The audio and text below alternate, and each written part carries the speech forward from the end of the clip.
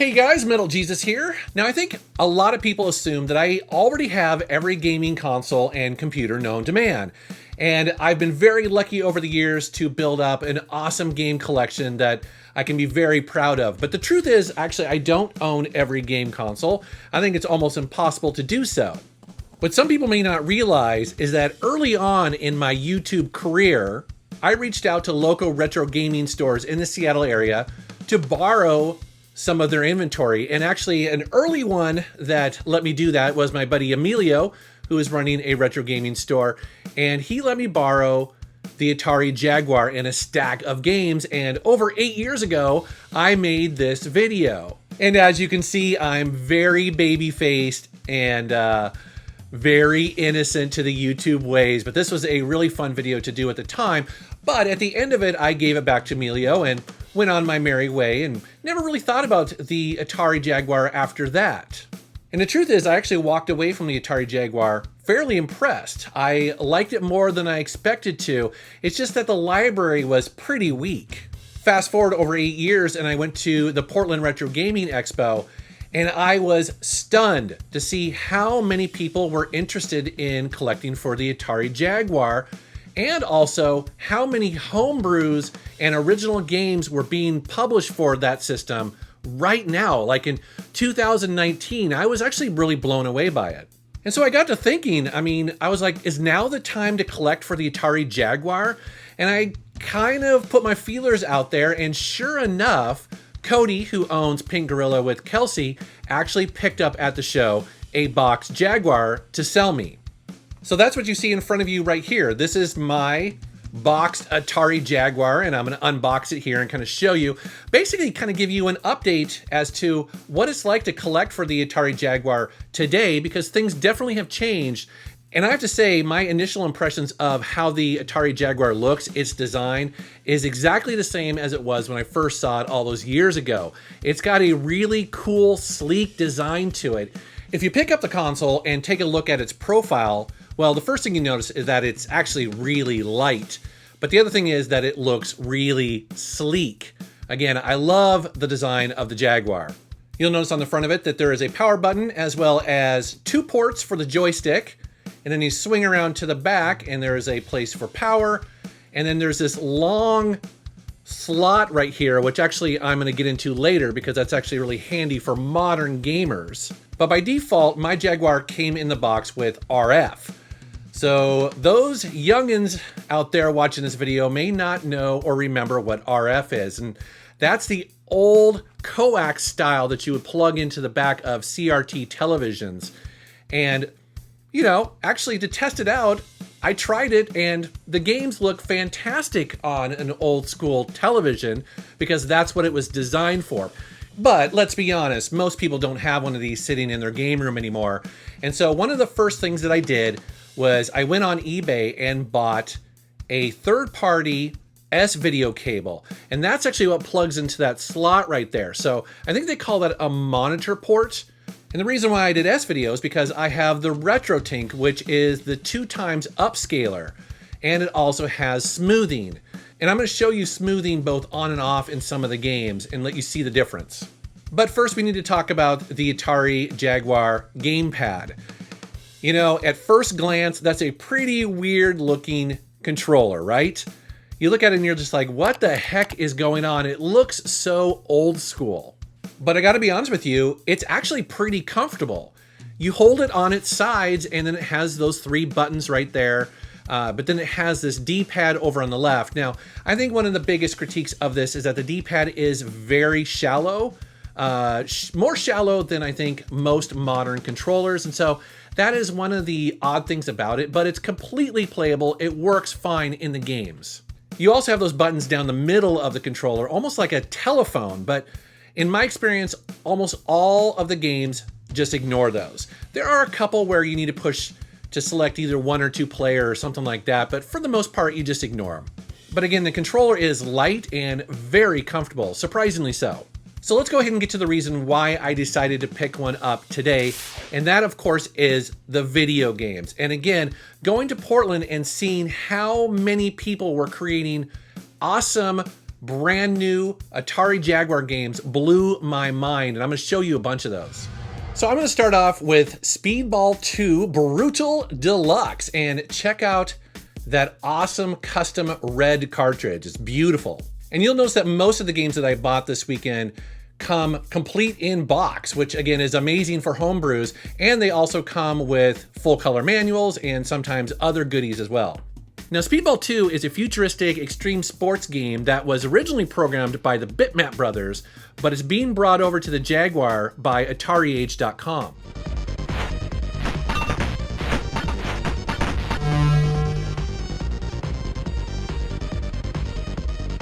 As you can see by the gameplay footage, it's a mix of handball and also ice hockey, but with a cyberpunk attitude.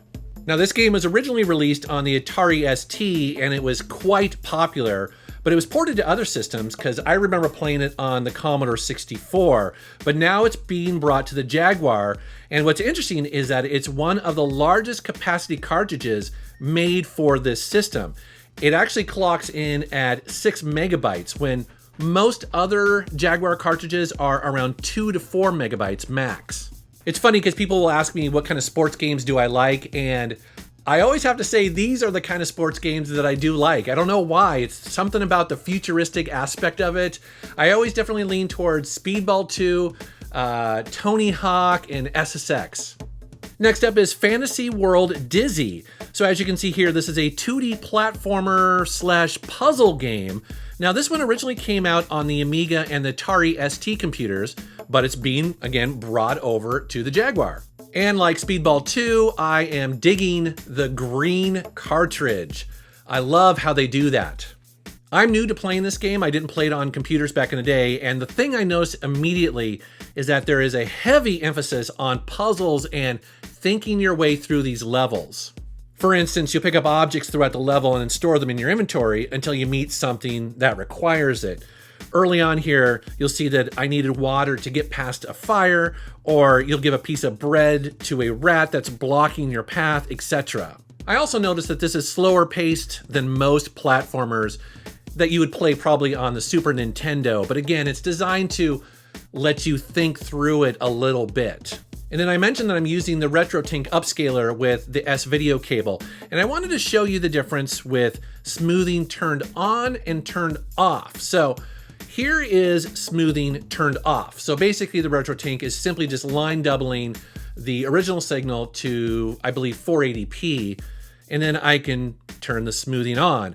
And I have to say that this is one of the best cases for using smoothing with the RetroTink, in my opinion. I think a lot of these games actually look a little bit better with that smoothing turned on. And I do want to mention that if you like these type of games, this is technically the second Dizzy release on the Jaguar. It's fun, but it's also really challenging. Here's a game I'd never heard of before, and that is Soccer Kid, and then it comes with a bonus game called Frog Feast, and this is published by Songbird Productions. And as you can see here, it comes on a clear cartridge, which is pretty cool.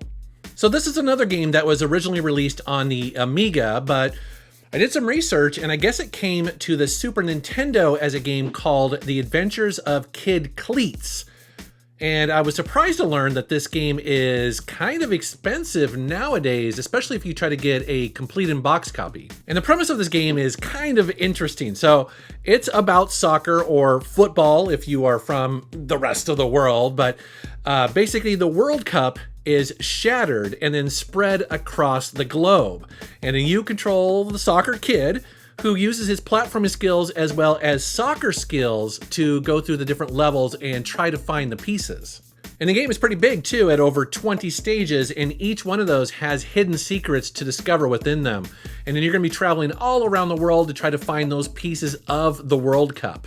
And like the previous game, I want to show you the difference between using the RetroTink smoothing on or off. So up to this point, I've had it on, which I, again, really like, but here is it with it off. But for some reason, and maybe you can explain it to me down in the comments below, but I really like the smoothing on the Jaguar turned on. I just think it looks better. And as you can see, the game is really polished and a lot of fun. It's also got some serious challenge too. And then the other bonus game on the cartridge is called Frog Feast. Now, this immediately reminded me of another Atari 2600 game called Frogs and Flies, and of course, if you had an Intellivision, well, it was called Frogbog. And in this game, you control a frog that can leap from one lily pad to the other, trying to snag flies while in flight with your tongue. Now, the gimmick with this game is that once you're launched, you can't actually control your flight. All you can do is hit the button to stick out your tongue and hopefully catch a fly. So this game is all about timing. Now, I get it, this game actually looks pretty simple and kind of dumb, but trust me, it's actually surprisingly fun. Here's another game I picked up. It's called Protector Special Edition, and as you see here, it also comes on a clear cartridge. Obviously, this is a Defender clone, but originally it was released by Bethesda. Yes, that Bethesda, back in 1999 for the original Jaguar. But this is a special edition that adds a bunch of tweaks to the enemies. It also changes the levels a little bit, graphics, and difficulty. And I have to say, it plays really well. I would consider myself a decent Defender fan. I think I played it a lot more as a kid than I did really growing up, but man, this was just a throwback to the classic game, but again, just updated for the Jaguar. If you haven't played Defender before, it's really easy. You basically are in that spaceship right there, and you're trying to take out waves of enemies as they try to kidnap humans that are on the ground. And every once in a while, they'll cry out for help, and so you have to zoom over there, shoot the enemy, and then try to pick them up before they crash to the ground. And as you can see here, it runs really smooth at a solid 60 frames per second. It's a great looking updated version of Defender, again, on the Jaguar.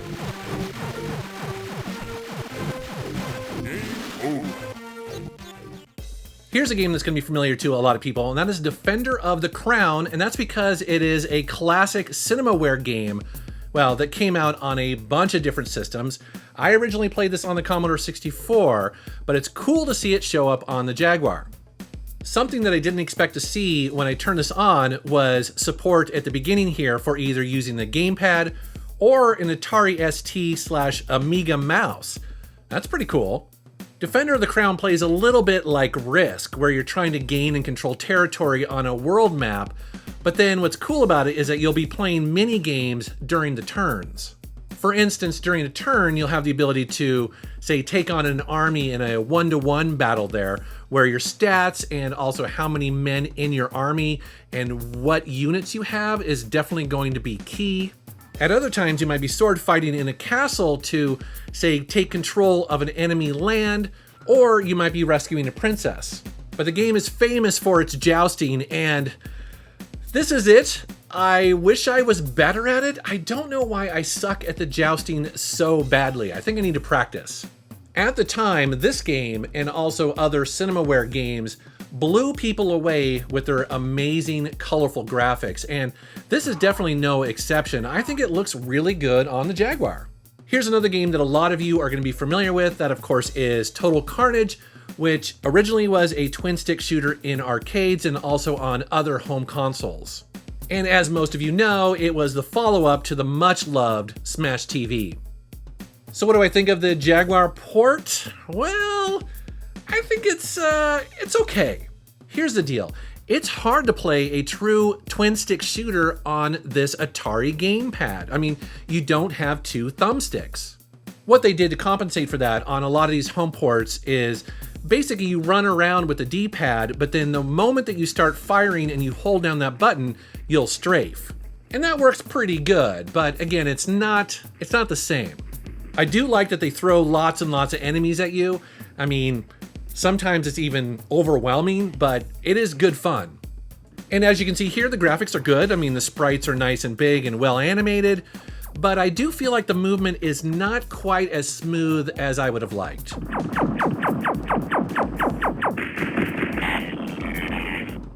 And here we have REBooTEROIDS. REBooTEROIDS. That's a weird name. But as you can see by the gameplay footage here, this is yet another Asteroids clone, which obviously there were a lot of back in the day, but this is a new version of that with some really cool tweaks. This kind of reminds me of a mix of classic Asteroids, but with a little bit of Geometry Wars in there, especially in the graphics department. I mean, as you can see, they're a bit more colorful and a little bit more whimsical than the original Asteroids. But the feel of the game is exactly like you remember in the arcades, especially that spaceship physics about how it slides around almost like an ice field. But this game has a bunch of weapon upgrades as you play, which keeps things fresh. It's also a big game at over 80 unique levels, and then it has an additional 20 bonus levels. And then here is Cybermorph, but this is not a homebrew. This is actually an original Atari Jaguar release that I just happened to also pick up at Portland. And as you can see here, this is very different than the other games in this video. The Atari Jaguar was advertised as a 64-bit console, and so it needed to have something that would be perhaps more impressive than, say, Star Fox on the Super Nintendo, and I believe, it's my opinion, that this game was designed to be like that, at least to show off the power of it.